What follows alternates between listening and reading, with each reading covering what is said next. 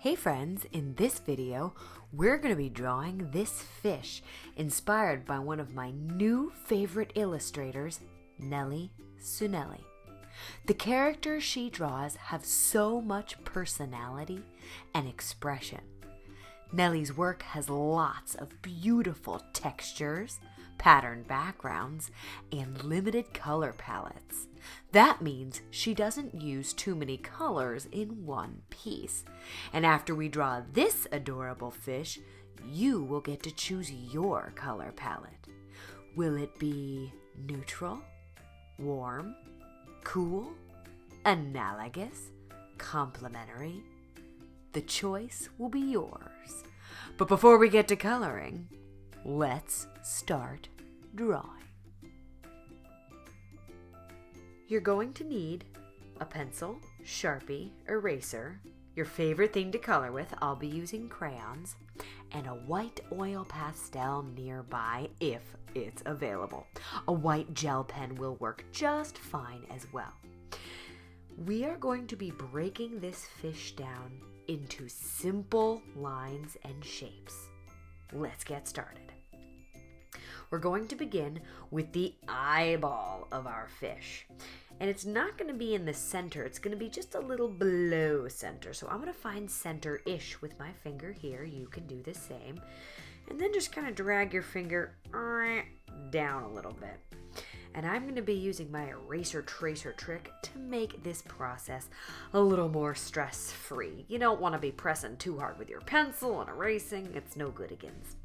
Let's start with this big circle pupil. Might be kind of ovalish. Either one is fine. Here we go. Pretty good. I'm going to go ahead and outline that with my pencil. Cool.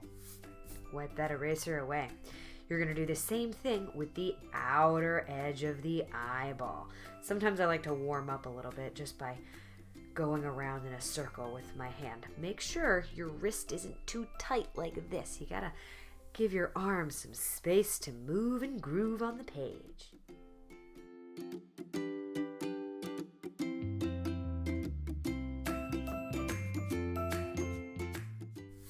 Notice how I changed where it was. Is it kind of wobbly and wonky? Sure. Does that matter? It does not. Let's go ahead and add the outer edge of the head now. This is going to be a little wonky, so stay with me. We need to make some connector dots. I don't know about you, but it's easier for me if I have two dots to connect. We're going to be making an arch over here, and I like to know where to begin and where to stop. So I'm going to put 3 fingers near the edge of my fish and just draw one little dot on one side. And I'm going to take 1 finger, you can use your thumb if you want to. It's going to be kind of over here. See how my thumb's extending over? Boop. Over there. So if you were to draw a diagonal line from dot to dot, it would kind of go through the eyeball like that. Do your best to guess. It's just an arch. Go ahead and connect them. Now I'm not going to go over this with my pencil yet. I want to add this little piece of coral or starfish. You can add anything you want right here. It could be a cute little hat or a unicorn horn. It's your fish. You decide. Now we can go ahead and add the lines on either side. Cool beans. Let's go ahead and add the next eyeball. Instead of a solid circle or ovalish shape, it's going to be half of a circle or half of an oval. And we want to work about a finger up from the edge. So I'm just going to mark that line right there and go for it. Half a circle here. And another one on the outside. Cool. Before we add the tail, let's add these reflection lines.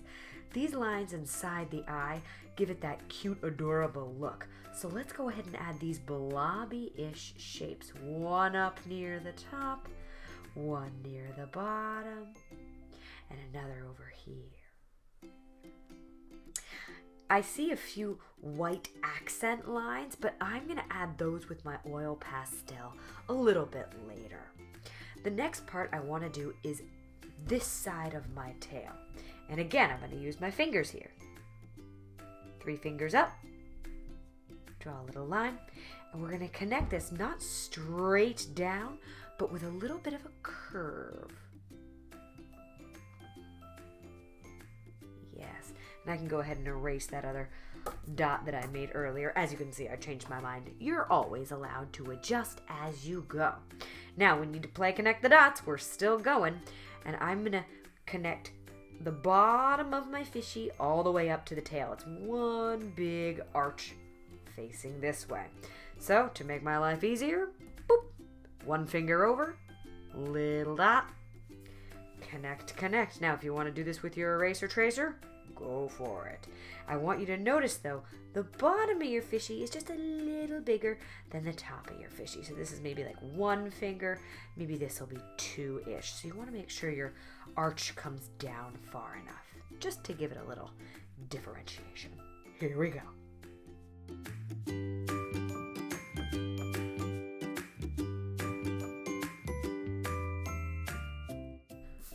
Pretty good. Now, let's go ahead and add the tail. This part can be tricky, so I encourage you to get creative here. You don't have to follow the picture or what I'm doing. What I'm going to do is, you may have guessed it, connect the dots. So I'm going to put 1 dot in the middle of the tail a little higher up. It's probably about 2 fingers high. Just like that. You could form a triangle if you connect these. We're not going to. But now comes the tricky part. I'm going to have my lines go out and then in. So I'm going to use my eraser tracer trick just to show you. Imagine curvy, stretched out letter S's, like a snake. Curve up and over. Same thing on the other side. Up, over, and back up. I promise it's way easier if you're using your eraser as your guide. Then just trace over your lines. And if you don't love them, do them again. Pretty cool. Now all we have to do is connect these down here. Again, come in the eraser.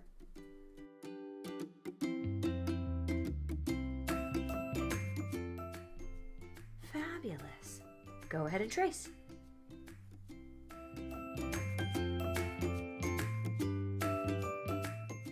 There we are. Pretty good. Let's go ahead and add the fins. We need 1 here, here, and over here on the side. I'm going to go over here first, and it's going to be, again, kind of an oval-ish shape. Here we go. Looks like a little heart, doesn't it? A little wonky heart. How about that? And next, I need a little fin here, and again, I'm going to have it be about a finger width apart, so dot, dot. A little wobbly, curvy down, and back up. Is it exactly like the photo? No. Is that fine? Of course. And again, beneath the little point of the lip. 1. This part's going to be a little further out. Here we go. And there you have it. Now, if you're looking at these saying, that looks a little wonky, Coach T, that's okay. I can change my mind. Go ahead and erase. Maybe I should have used my eraser tracer trick. Let's try that again. Oh yeah, much better. So always have a light pencil mark and you're good to go, right? Now, the final little flourish we're gonna add to our fishy is the mouth. Depending on whether or not you want your fishy to smile or frown, it'll look totally different. If you have your fishy frown, I'll show you with the eraser. Oh, he looks so sad, so curious. Maybe he's worried. But if you have your fishy with a little smile, it changes the whole thing. Maybe they're happy to explore, just having a good fishy day. It's up to you what kind of fishy you want. But I think it's kind of cool that just with the change of our curve up or down, the entire drawing changes. I think I want a happy little fish, so I'm going to have a little smile. Lovely. Now it's time for the background. I like this theme of bubbles and coral, so that's what I'm going to stick to. Now remember, it should be a pattern, and I don't have to follow along with this one completely. Maybe I want a pattern of 3 bubbles. 1 small, medium, and large. I'll just repeat that a few times around the page.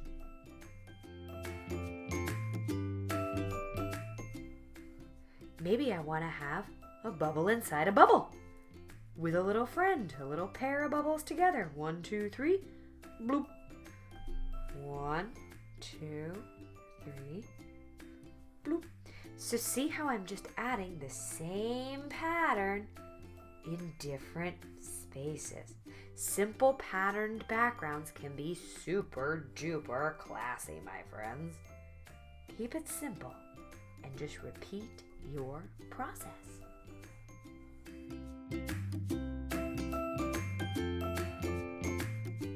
Okay, time for the coral. I'm going to choose some simple shapes and just repeat them throughout my background, and they can be forward, backward, sideways. It's totally up to you.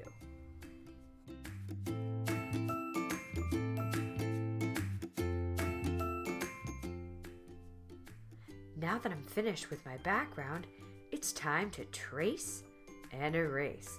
Now remember, you are allowed to redraw things in a different way with your Sharpie. If I want this little starfish, or maybe it's a piece of coral on top of my fishy, to be in a different spot, all I have to do is scoot it over with my Sharpie. Look at that.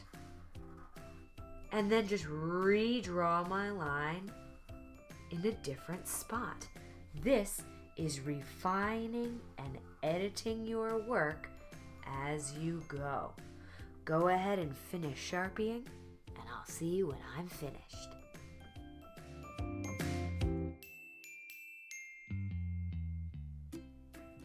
All traced, all erased. Now it's time to fill in these pupils with our Sharpie and add a few accent lines with our oil pastel or a white crayon or a white gel pen. This will give the eyes those big glossy looks that makes our fish look so adorable. But first, let's gently Sharpie in, and instead of going back and forth, try small little circles.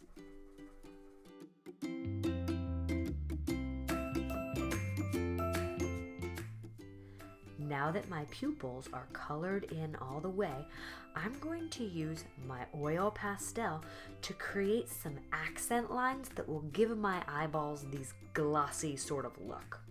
Now, you do not have to do this. This is optional. You can do this with a white crayon if you don't have a white oil pastel, or a white gel pen. The key is, first, make sure your oil pastel is clean. If it's not clean, give it a wipe on a paper towel or a scrap piece of paper. And then we're going to be using the edge of our pastel to make really light feather lines.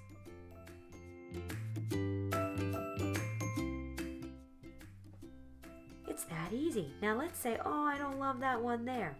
You can go ahead and kind of rub it in and then erase it. You might have a little bit of a mark there, but it won't be too bad, and you can go ahead and try again. I think that's a little more crisp. Yes. Now, my young friends, it's time to color in. This part is totally up to you. Will you choose neutral colors, warm colors, cool colors? Will you choose an entire rainbow of colors? It is your choice. I decided to color my fishy in over here with black and gray for the fish, pink and peach for the coral, and a gentle blue for my ocean. A limited color palette, only like 3 colors here. So if you want to follow along like the artist does, Nelli Suneli, with her limited palette, just choose a few colors and keep it simple. But if the rainbow is calling to you, my friends, go for it. Have fun and color carefully and bold.